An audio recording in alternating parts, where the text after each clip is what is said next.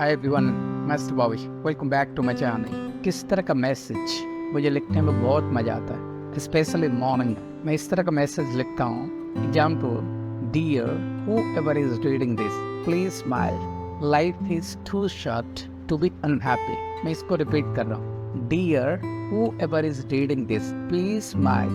Life is too short to be unhappy. मैं ये भी लिखते रहता हूँ। Drop a smile in comment. Drop a smile in comment. इस तरह का मैसेज मुझे लिखने में बहुत मजा आता है, स्पेशली मॉर्निंग में। Open your mind before your mouth. Open your mind before your mouth बहुत बहुत जरूरी है, right? Follow your heart but please take your brain with you.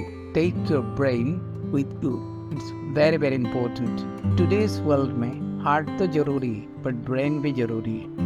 Brain with heart, brain with heart. अगर इस तरह का message आपको भी लिखने में मजा आ रहा है, you just write down in the morning and see it's the best day in your life.